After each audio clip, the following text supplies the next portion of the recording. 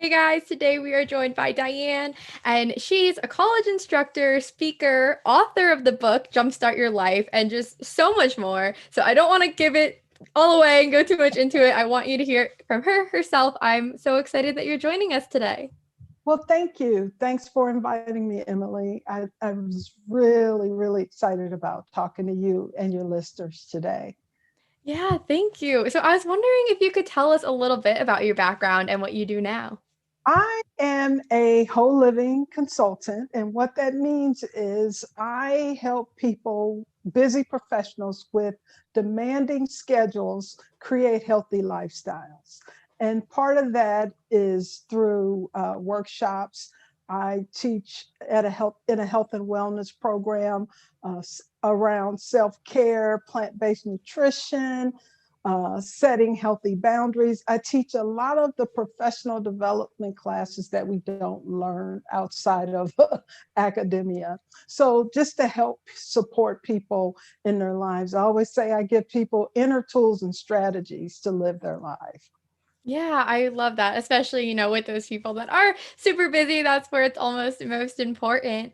And so I know that, kind of this whole idea that you talk about with jumpstarting your life, it was a blog, now book and webinar, it's all of it. So how did you come to speak on the subject matter? How did that speak to you? I came to speak on the subject matter. I was a single mom, single divorced mom many years ago with a toddler and a preschooler. And I wanted to change my life, and I'm going to speed this up. So I moved to Chicago from my hometown with no support system because I had this drive inside of me to step out of my comfort zone where I had all my babysitters, my family. I didn't have to worry about anything. Stepping out of that comfort and moving to a place where I had no family or network system. So I was asked to write an article for this women's group many years ago, and that was so present at the time that I wrote about how I stepped out of that comfort and moved to a place where I had no family so that I could live the life that I really wanted to live. And that's really what the book is about. It's how do you step out of what's comfortable? How do you step out of the sameness of what you're used to into something that you really want? The book is based on 10 jumpstart rules. And we talk about, we design meaningful affirmations that support a vision that you have in your head. We bring it to the present, we put it on paper, and we walk through these rules on how you want to create a vision, what your thought processes are. We go through some of those thought processes. And once you get to the end of the book, we create real life action steps, at least in a plan. So by the time you leave the workshop, and all this is in the book, you at least have two action steps or a plan to start creating the life you want right away. That's awesome because I love what you said too of, living this life that you've always imagined, right? It's like you're comfortable where you're at, but if you keep thinking about something else or you keep thinking, okay, but what about this other option? It's getting you closer to there and taking action to get there. Taking action and moving through the fear. It's scary. So what I say when people say I'm scared, I say do it anyway. Do it anyway, because on the other side of that is your happiness, it's your joy. And this is if you choose to step out of, because we always think about, oh, I want to do this, but then sometimes when you think about, oh my God, everything that you'd have to do, I'd have to move away, I'd have to leave my parents, my friends, my comfort, support. It's how do you step out of that and into the mystery of a new life? It Yeah. takes a lot of courage to do that. Yeah, no, especially your story too. You had to move to that new place with no one you knew, no support. So I would love to start, answering that $1 million question of like, how do you do it? What would you say is like the first steps, the first approach of going about this? The first approach is really thinking about what do you want? What do you want to change in your life? Acknowledging that. And what is the reality of that? And I say start small. For example, it took me a whole year to find a job. And that was pre-internet and YouTube and all those other things we use now to find jobs. But it's a process and it's working, it's setting those goals, creating that vision that you have for yourself, taking it out of your head and putting it on paper and writing some small action steps toward what you want. And then just doing like a checklist of everything that you need to do to make that particular thing that you want to happen. Yeah. No, that's so powerful how you said that too, of getting it out of your head. Because a lot of times, if you like ask someone how to approach it, and then you were saying, like make sure you really want it, and they're like, well, yeah, I've been thinking about it a lot, right? Like that must mean I really want it. But the Yeah, second that you go into even like the first steps of planning, trying to write down a plan, trying to write down a goal, trying to just get it out of your head onto something concrete, like even that is where the shifts start to happen. the shift starts to happen. And what you really have to do is give yourself permission to let go of what everybody's going to say, everybody that's going to judge you, let go of all the judgments you might have, and just purely, just write down what you want. Just write it down. And the next step is to figure out, okay, how realistic is this? Okay, and if it's realistic, okay, what are the barriers that I have to move out of the way before I can really tackle this? Because that's a big part of this, is letting go of the thoughts and the judgments around what you're trying to do, because a lot of times that's what keeps us from not doing the things that we want to do. Yeah. No, that makes it just so much more actionable of saying, is this realistic? Because I'd love to, pull it back into a fitness example too, fitness podcast Right, of right. like someone saying, okay, like, I'd really like to run a marathon. And in your head, that seems like a long time and a lot of work. But if you write it down on paper and say, okay, I need 4 hours on a Saturday or whatever that time thing is, it goes from being, oh, it's a lot of hours to a very specific amount that you either have time for or you don't. You have time for, and you make time. This is about making time. So if you want to run that marathon, what do I need in order to run that marathon? You don't start out with the marathon. Maybe I need to practice. Maybe I need to start with 5 minutes. Maybe I need 10 minutes. Maybe I need a coach. It's putting a realistic plan together with action steps that will move you up to the marathon. Yeah. Yeah, no, I love that. And so now, as you kind of have a little bit more of a plan, if it's realistic or not, did you feel like there's ever a point where it started coming together for you, or was it kind of every step of the way you were reevaluating, reassessing? I didn't reevaluate, but there's a lot of challenges. There's pushback, there's things you try that don't work out. I'd never dreamed it would take me a year to find a job. Mm-hmm. And all the jobs I applied for, I got rejected by most, but it was those inner things, my determination, never letting go of the vision. Because sometimes when you get pushback and rejection, it's like, oh, maybe that's a sign. Maybe I'm not supposed to be doing this. But it's staying focused on that vision that I had for myself.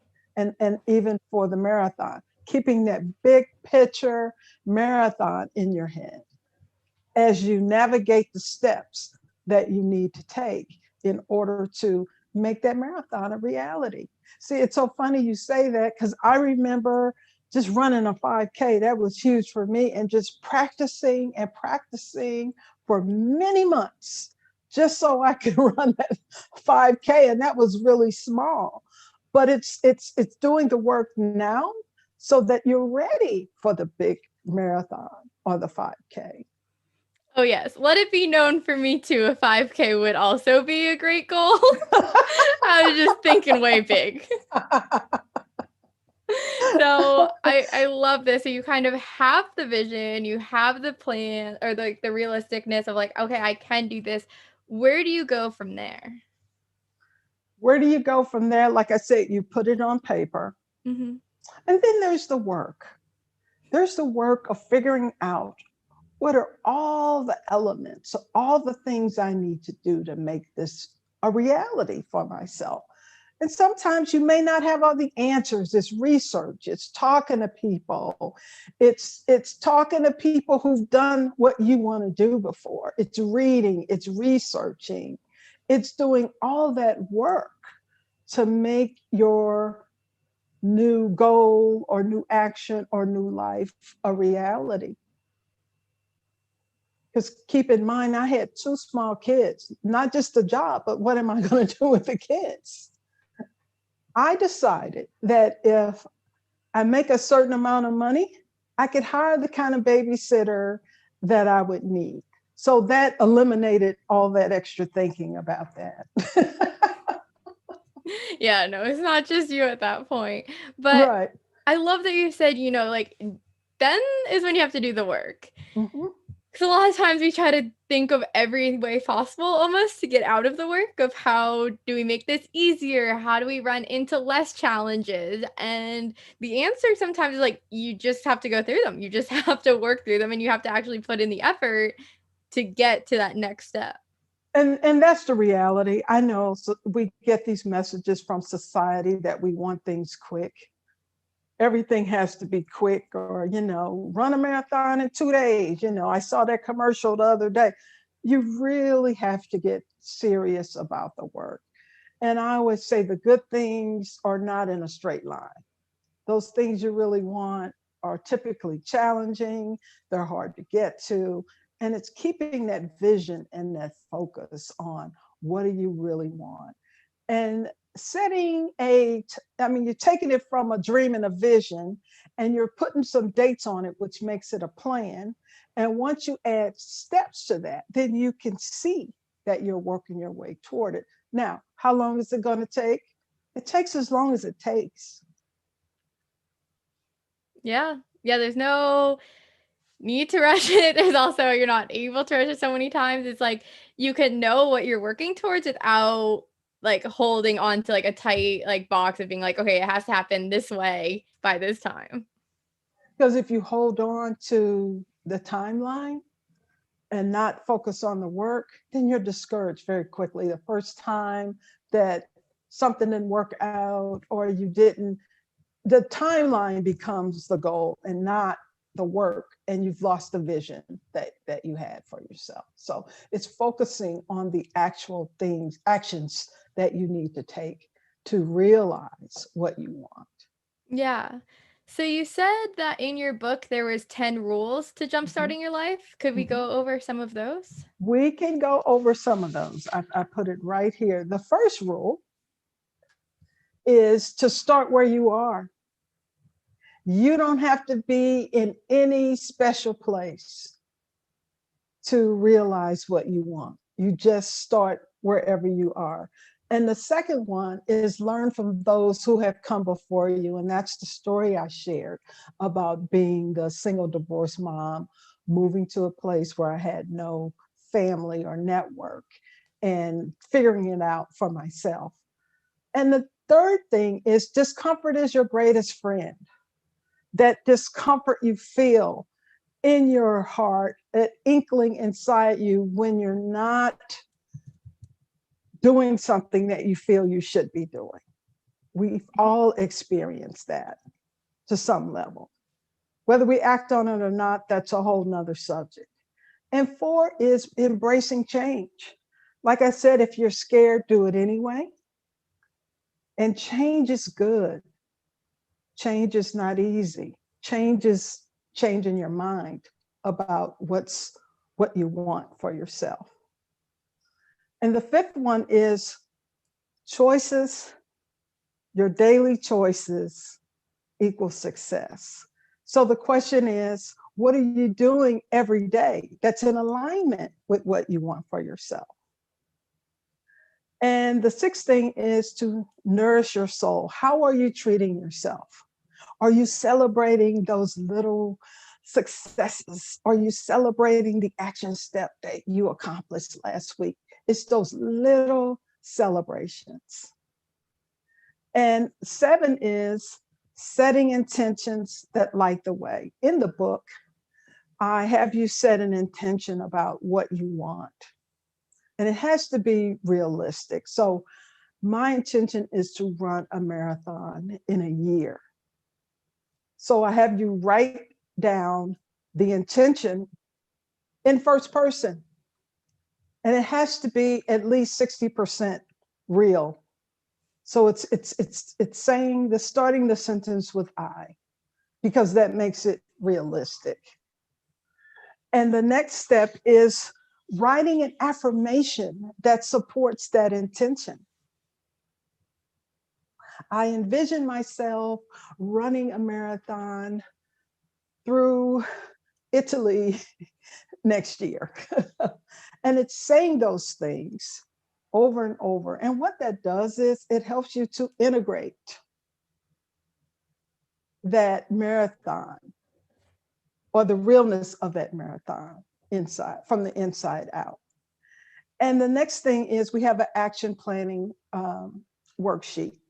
And that is to write down 2 actions that you can take tomorrow to support you in that vision of running that marathon through Italy.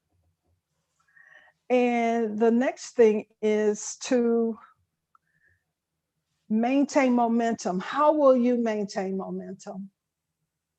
How will you keep yourself going? What will you do when you fall back into your old habits? What will you do to motivate and inspire yourself? And the last thing is, you got this. You got it. You can do it. Give yourself acknowledgement and gratitude for attaining and creating the life that you truly want. I love that. I'm like energized, ready to go. But especially that end part that you're mentioning there of the maintaining momentum.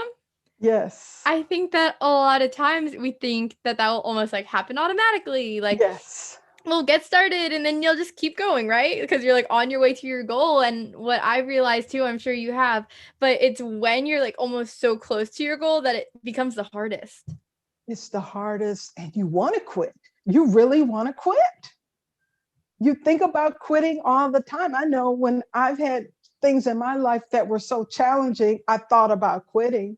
And then there's something deeper inside of me that pulls me back to say, I really want this goal. Because the harder it gets, the more you'll want to quit. But just knowing that it is challenging, you will have, you will fall back. But how do you push yourself? And be grateful and give yourself gratitude for what you are doing, what is working. Yeah, no, I think that's so important because, you know, we mentioned it earlier of the challenges. Okay, and what about the setbacks and all these things? And you can say that you'll embrace them as much as you want, or you can be like, oh yeah, yeah, like I'll, you know, run into it once I get there. But once you're actually there, it's like, okay, how can you take a step back but still want to be working towards it? I think that's almost like where that like spark happens of like, okay, do you want it or do you really want it? That's right. How bad do you want it? What are you willing to do for it? Yes. Yeah. And then the other thing I want to talk about you too is the idea of comfort. Because you mentioned it a few times, and you know, one of the rules was talking about how like comfort is your friend. Do you have any suggestions for people when they're feeling stuck in being comfortable? Discomfort is your friend, because that energy or that inkling, whatever you want to call it, in your gut, that's how you know that you want to change something. Have you ever experienced that? It's an inkling inside of you that just won't go away. And that is your, I always say that's your soul telling you that it's time for something. And even if you don't know what it is, but it's just checking in, trying to, what is that? Where is that coming from? Yeah, no, I guess I never thought about it that way because for me, I'm always thinking about, okay, change is the thing that's discomforting. That's the thing that's unknown. But also, if you have an intuition or you know that something needs to happen and you're not acting on it, that's also discomfort. That's right. That's right. That's right. I mean, comfort is comfort. I mean, you got everything you want. I mean, and I'm not saying that's a bad thing. This book is geared toward people who have that uncomfortable feeling. They want to change, but they just don't know where to start or Yeah. what to do. I had that discomfort and I had a sadness about me. You know, I wanted to change so bad, but I'm trying to, go away. But it just wouldn't go away. Yeah, no, I think we probably have all been there. I know that I've been there, like thinking Yeah. back, I'm like, yeah, no, looking back at it is always when you're like, okay, like that was worth it. But yeah, at Yeah. the beginning part too, Yes. I know what that feels like of like, I want to change, but how? Like, what does that even look like? And the like mysteriousness of it, right? If it's like, oh, I don't know. What does it look like? And like I said, taking it out of your head, putting it on paper, setting an intention around it, creating some actions and goals, and making it realistic or Yes. bringing it to reality. Yeah. Yeah, no, I've loved all this. It's been so helpful. Is there any one last piece of advice that you'd love to leave everyone with?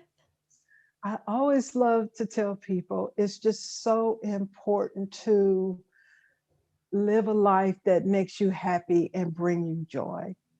It's so important. Yeah. No, I love that. That is great to leave us off with. Where can people find out more about you and your book, all of that? People can find out more about me at www.dianerandallconsults.com. And for anyone that's interested in trying to figure out who they are or what they want, what their values are, I have a free assessment on my website called Do I Know Me? And your listeners are welcome to come to the site, take the assessment, and get some real answers that could really support them in figuring out Oh, I love who that. am I, what's next. Yeah. Okay. It's like, do And I the know myself first? right, and the link is also on the website on my homepage. Actually, you scroll to the Awesome. bottom. Yeah, yeah. And I'll link that all down below. Thank you so much for joining us.